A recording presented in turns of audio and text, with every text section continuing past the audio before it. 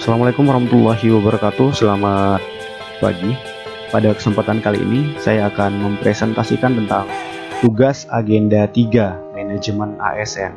Saya Mulyadi SPD angkatan 57 kelompok 1B.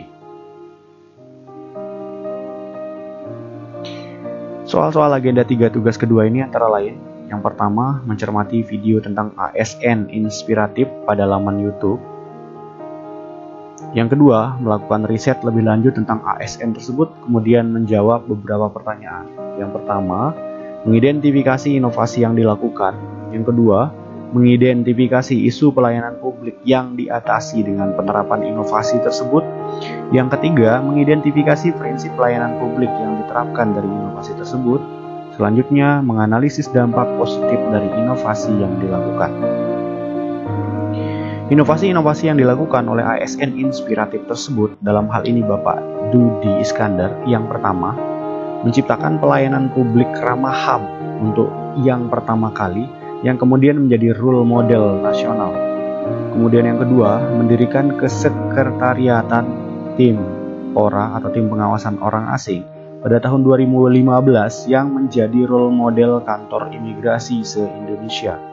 Kemudian menjadi inisiator lahirnya tokoh kartun imigrasi Mido dan Midi pada tahun 2015. Kemudian menciptakan sistem antrean berbasis foto pada tahun 2015. Lalu menjadi penggagas pendirian media center kantor imigrasi pada tahun 2016. Selanjutnya menciptakan pelayanan emergency service keimigrasian pada tahun 2015. Dan yang terakhir menciptakan layanan paspor mandiri pada tahun 2018. Lalu soal yang kedua, isu pelayanan publik apa yang diatasi dengan penerapan inovasi di atas? Isu yang bisa diatasi antara lain, yang pertama untuk pelayanan publik ramah HAM. Pelayanan paspor berbasis ramah hak asasi manusia (PPBR). Layanan ini merupakan pelayanan terbaik yang inklusif dan dapat diakses oleh semua lapisan masyarakat. Layanan ini diperuntukkan bagi disabilitas, lansia, ibu hamil, serta masyarakat yang sakit keras. Pelayanan publik yang diatasi dari penerapan inovasi ini antara lain, yang pertama, tersedianya ruang pelayanan publik yang ramah bagi disabilitas, lansia, ibu hamil, serta masyarakat yang sakit keras. Yang kedua, tidak ada lagi antrean yang bertumpuk, karena mulai dari tempat parkir hingga ruang pelayanan sudah disediakan terpisah dari ruang reguler.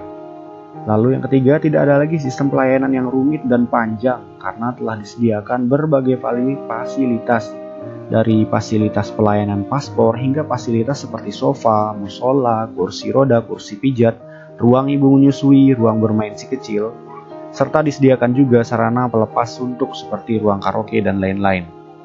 Selanjutnya disediakan juga para petugas yang mendampingi dari pintu menyusuri jalan setapak untuk membantu para lansia, ibu hamil, dan penyandang disabilitas.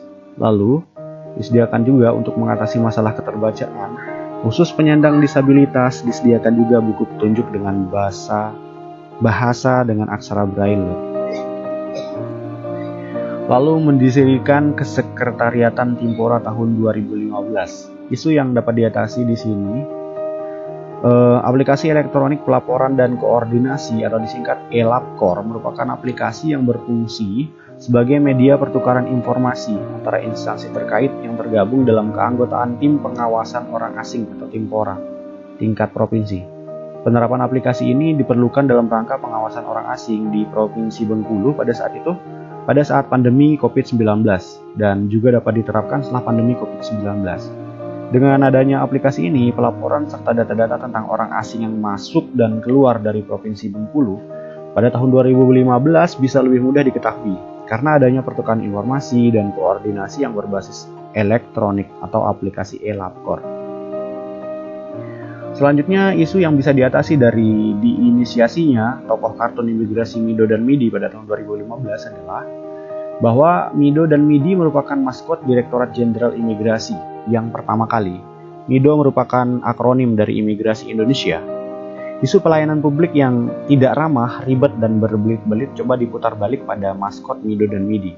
Mido mempresentasikan petugas imigrasi pria yang ramah dan berwibawa, sedangkan Midi menggambarkan petugas imigrasi perempuan yang ceria, santun, dan sigap melayani masyarakat. Lalu dari sistem antrean yang berbasis foto pada tahun 2015, sistem ini merupakan sebuah inovasi yang mempermudah dalam pelayanan publik, di mana pada saat pelayanan di kantor imigrasi tidak lagi ditemukan adanya kasus percaloan. Dengan sistem tersebut, para pemohon paspor wajib datang dan direkam terlebih dahulu wajahnya untuk nanti disesuaikan saat sesi wawancara, penyerahan berkas hingga pembuatan paspor. Jadi, pemohon tidak mungkin menggunakan calo karena wajahnya yang direkam harus sesuai pemohon. Selanjutnya, diciptakannya media center kantor imigrasi. Media center yang pertama didirikan ada di kantor imigrasi. Ini bertujuan untuk memudahkan akses penyampaian dan sosialisasi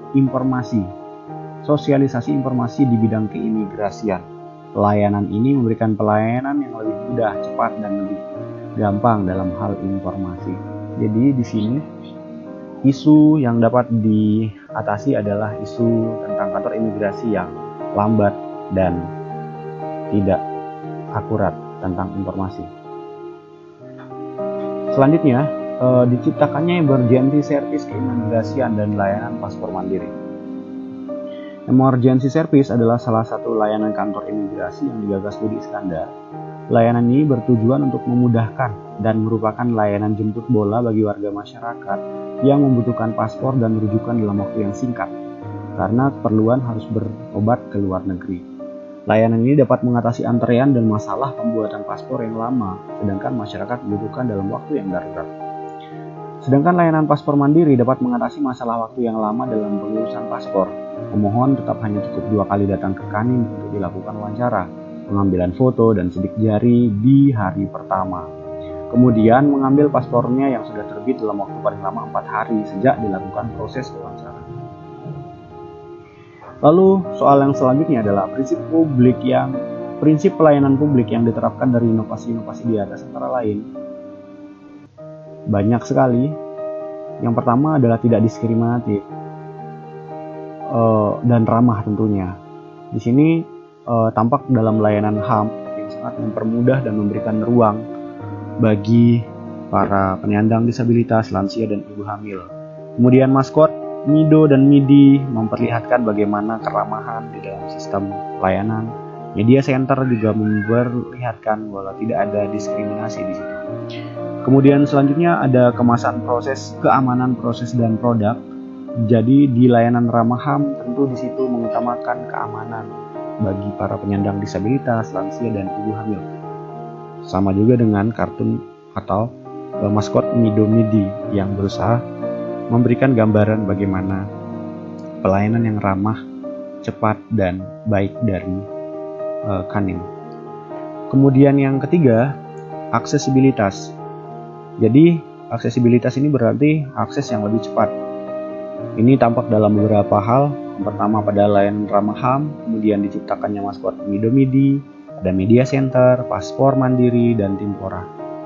Kemudian akurasi dan ketepatan, ini juga tampak pada paspor mandiri, karena ini berusaha untuk memberantas kasus percaloan.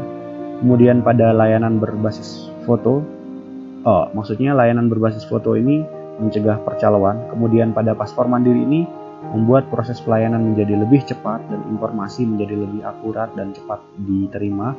Lalu Timpora serta layanan rumah HAM dan media center. Lalu kenyamanan lingkungan pelayanan pada paspor mandiri, layanan ramah HAM, media center ini terlihat bagaimana usaha-usaha dari kantor imigrasi untuk memperlihatkan bagaimana lingkungan dan pelayanan yang nyaman. Kepastian waktu atau tepat waktu, media center, emergency service. Apalagi emergency service ini menyediakan layanan jemput bola bagi masyarakat atau pelanggan yang membutuhkan pelayanan dalam waktu yang darurat dan singkat. Kemudian ada lagi beberapa prinsip pelayanan publik yang lain, ada tanggung jawab, disiplin, kelengkapan layanan, dan lain sebagainya. Selanjutnya dampak positif dari inovasi-inovasi di atas antara lain dapat dijelaskan di bawah ini. Yang pertama, masyarakat khususnya lansia, ibu hamil, dan penyandang disabilitas merasa sangat terbantu dengan adanya aplikasi ramah HAM. Tentu saja karena aplikasi ramah HAM ini memang memberikan ruang pelayanan khusus bagi para lansia, ibu hamil, dan penyandang disabilitas yang notabene merupakan kaum yang memang harus mendapatkan perhatian lebih khusus. Kemudian, layanan emergency service sangat memudahkan untuk masyarakat yang sedang berada pada kondisi darurat untuk pengobatan ke luar negeri. Ini sudah jelas, karena dalam keadaan sakit tentu keadaan darurat ini mengharuskan segala hal harus cepat, apalagi untuk masalah pengurusan paspor. Lalu, Timpora, Media Center, dan Paspor Mandiri menghadirkan kelengkapan, kecepatan, dan kelengkapan informasi, serta terpangkasnya waktu dalam mengurus paspor. Dan yang terakhir, Mido dan Midi menumbuhkan image dalam pelayanan yang baik, ramah, cepat, dan akurat, serta layanan berbasis foto mencegah terjadinya sistem calo. Demikian presentasi dari saya. Kurang dan lebihnya kami mohon maaf apabila ada kekurangan. Itu datangnya dari kami pribadi. Terima kasih. Wassalamualaikum warahmatullahi wabarakatuh.